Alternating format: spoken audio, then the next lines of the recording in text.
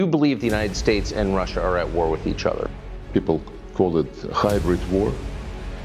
I would call it hybrid war. This is a very serious mistake. I'm going to say some things that your brain is immediately going to say. Hi, I'm Alex. I'm just a guy that had a mental breakdown about the state of the world and put it up on YouTube, and then no one watched it. So now I'm on a journey to make sure that never happens again. This is S.O.L. Welcome back to S.O.L. and I am so excited today. We are starting a new series I'm calling Let's Talk. Basically, the whole premise of this is I see things that happen that I don't feel like get enough attention and actually play a lot bigger role in the grand scheme of things that our minds are letting us pay attention to. So, we're going to talk about it. And real fast, before I get into this, I need to give a quick trigger warning, okay? I'm going to say some things that your brain is immediately going to say, no, you're wrong, you are wrong. And you have to understand that's because our brains are working off the information that it's been given. If that information only tells one side of the story, we can never truly solve a problem because we are only looking at one side. So, once again, trigger warning.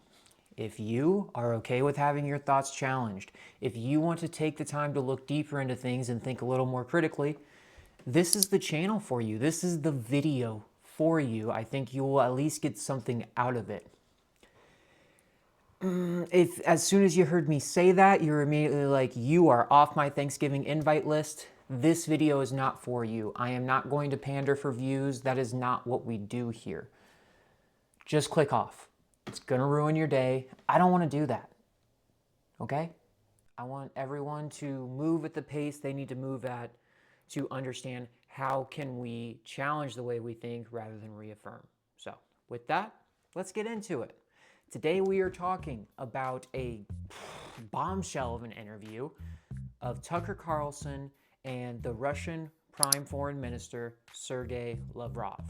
Now, Sergey, he's been in the game for a minute. He has interacted with more U.S. presidential administrations when it comes to international relations than most people honestly working in the system today. He has been around and playing in the game since about the late 70s to early 80s and onwards. He's been the prime foreign minister with Russia for quite a minute now, working closely with Putin. There's a lot of value in this interview. They talk about a separate side of the story that our search engines, our algorithms are not going to tell us, because you have to keep in mind, as much as they love to talk about Russian propaganda, there's someone that's a lot better at propaganda. It's us. We kind of crush it. We're like really, really good. So we need to set our egos aside and say, no, I'm not affected by that. We are. I am what I'm feeling. So here's what we're going to cover. Number one, Tucker's a dog. Bark, bark. Oh my God, he is got 2 interviews under his belt now with foreign leaders of a nation we're involved in a proxy war with. That's insane. Number 2, we're talking about how Sergey's perspective and Russia's overall perspective of they didn't start this war. That's tough. That's really tough. I remember very clearly them invading Ukraine. Just saying. But he provides context that needs to be talked about, honestly.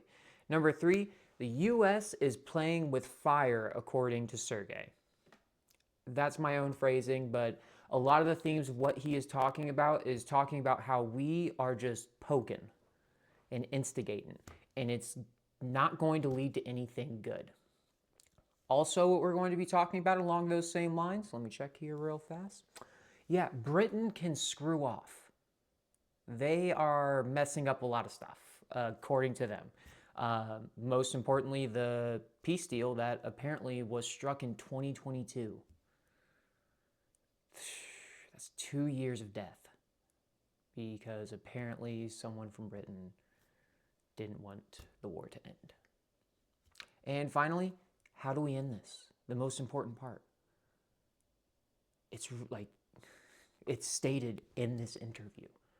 And I feel like no one's talking about it at all. So let's get into it. Let's talk about it.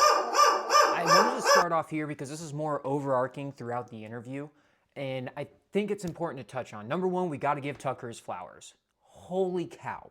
He has had more meaningful conversations with foreign leaders of a nation we're in a proxy war with, let me say that one more time, than our own administration has officially and publicly had.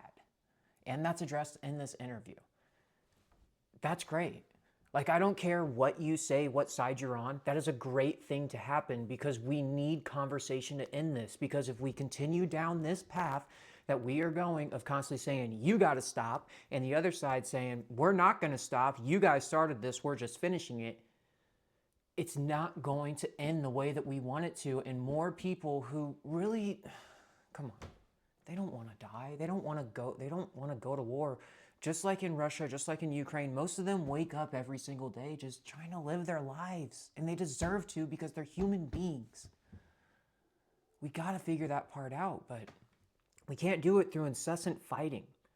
So shout out Tucker on that. Now on the flip side of that, Tucker's biases show in this interview, just in his tone and the way that he asks his questions.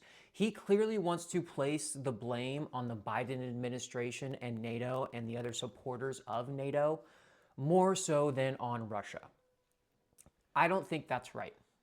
It takes 2 to tango in a war, and at this time, really 3 to 4 to tango in a war, especially a world war, okay? So Tucker, flowers, yes, you got these interviews and got this conversation out there so we can have better perspective of what's happening. But also, we can't place sole blame on ourselves just because of our own personal biases and how pissed off we are with the leadership currently. So that's what I really wanted to talk about here. But I will also say this: he asked the hard-hitting questions. He did not pull back. You know, with a lot of interviews we see nowadays, it's very clear that the questions were set out beforehand and that they're very softball. He didn't care. Like, he asked the big ones, like the big ones, circling around a bomb. Yeah, he wasn't scared. And you got to commend a man that flew over an active war zone to ask that question. Shout out Tucker in that sense, but also, man, push your biases out of here. Okay, so topic number 2. Russia didn't start the war. What? Yeah, that's what Sergey alleges. And his words, not mine, Sergey's words, do not give me the Tulsi Gabbard experience, okay? Basically, the way that Sergey lines out his argument as to the fact of Russia did not start the war, they're just ending it. Still pretty tough to say. They invaded. So, Ukraine's not innocent. It's not the way that it's being painted to us that they're the little brother that needs our help and they didn't do anything wrong. There's a political coup in 2014 that gave rise to a new political party. From there were obviously, if anyone's ever played a game of Civilization, anytime that happens and a government is overthrown, there are people who are resistant to the powers that overthrew. So that is what happened again here, with specifically the regions of Crimea and Donbass. Now, this is where Russia is saying, hey, we're just doing what's right, basically. We are protecting our people. There were 2 elections held, one in the city-state, pseudo-state of Crimea and one in the Donbass region. In the Crimea city-state, pseudo-state, whichever you want to call it, it is recognized as a part of Ukraine ever since the USSR fell in 1991, I think.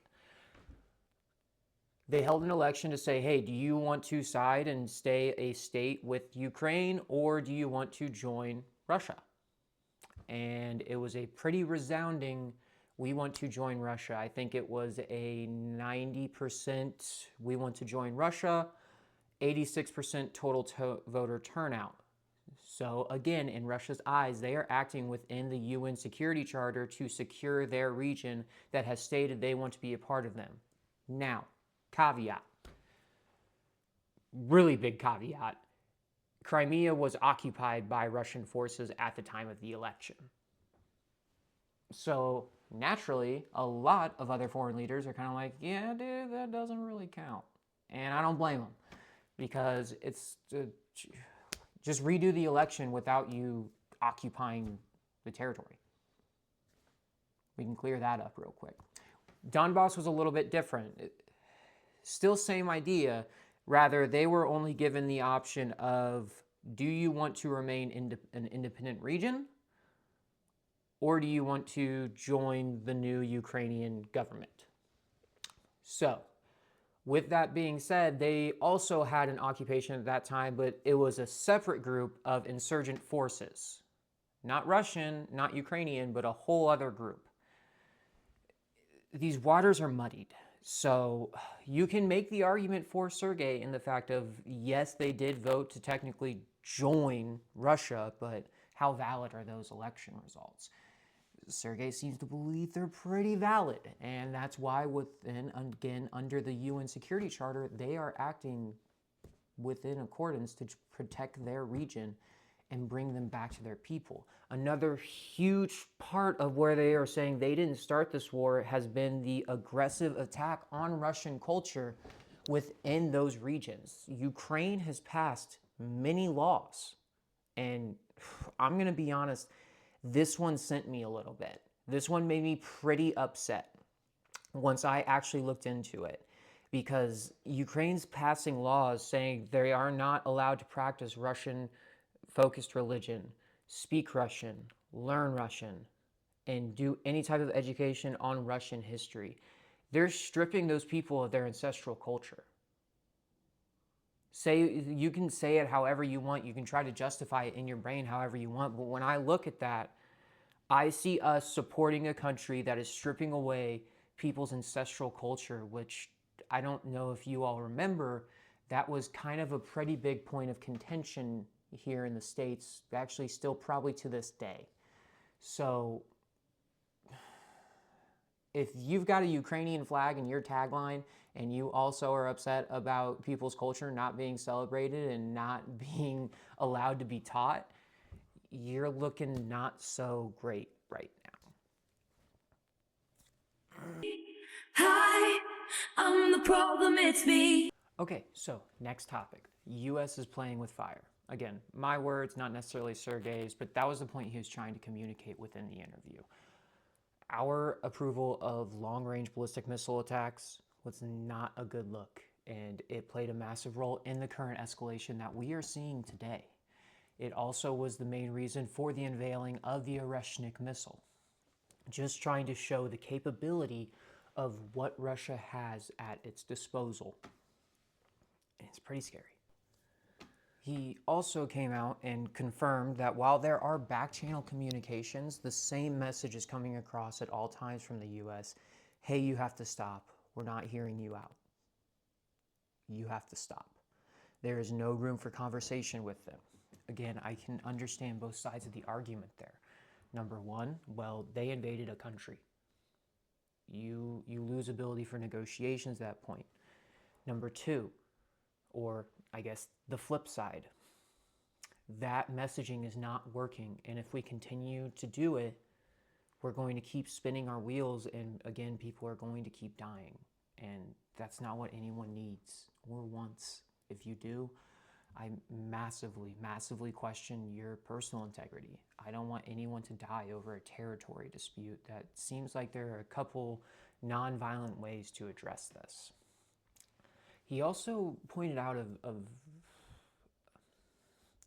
a tough point for me to swallow, and that the past two administrations have knowingly and made a concerted effort to ruin relations with Russia both times that Trump was about to take office. Through the Obama administration, he and Hillary Clinton made it a point to expel any Russian diplomats and did not make it a very kind situation the way that Sergey phrased it.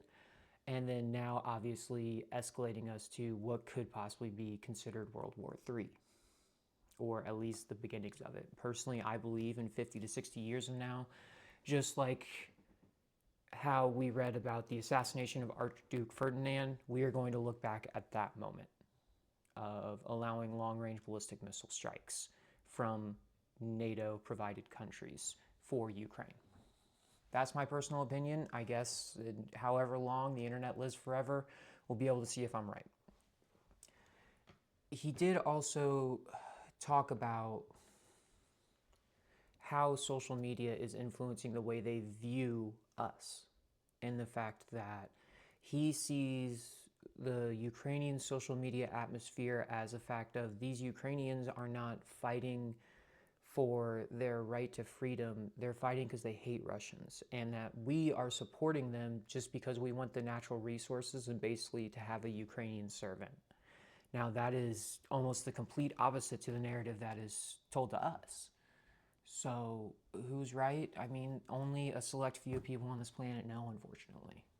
And that's the really sad part, that people are going to war for intentions that are not made clear to us from those select few people. So, let me know what you think below.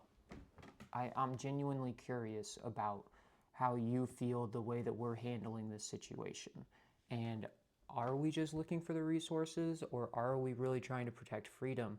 And are we purposely trying to push Russia away from us? Because that is a question that was directly asked by Tucker.